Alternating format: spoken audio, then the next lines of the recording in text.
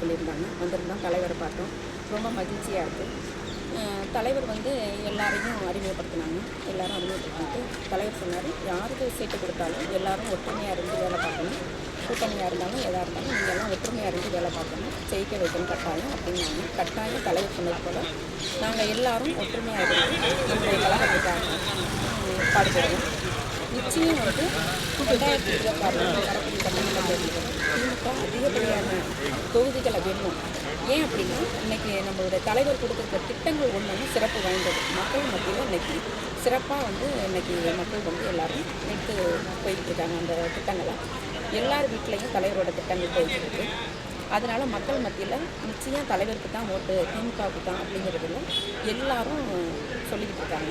அது ஏன் அப்படின்னா நான் வந்து தஞ்சை மத்திய மாவட்ட மகளிர் அமைப்பாளர், திருவேறையில் வந்து திருக்காட்டுப்பள்ளி பேரூராட்சி துணைத் தலைவராக இருக்கிறேன். வெல்லும் தமிழ் பெண்கள்னு தஞ்சை சட்டமன்றத்துக்கு பொறுப்பாளராக நான் உள்ளே போயிருக்கேன் மக்கள்கிட்ட. அப்படி மக்கள்கிட்ட எல்லாத்தையும் போகிறப்ப நம்மளோட திட்டங்கள் சார்ந்து ஒவ்வொருத்தரும் சொல்லும் போது எங்களுக்கு ரொம்ப மகிழ்ச்சியாக இருந்தது. அதனால் நிச்சயம் 2026 வரக்கூடிய சட்டமன்ற தேர்தலில் 200 வெல்வோம், படைப்போம். வெல்வோம் 200, படைப்போம் வரலாறு. சரி மேடம், உங்கள் நேம் என்ன போஸ்டிங் இருக்கீங்க? என்னோட பேர் வந்து ரமணி.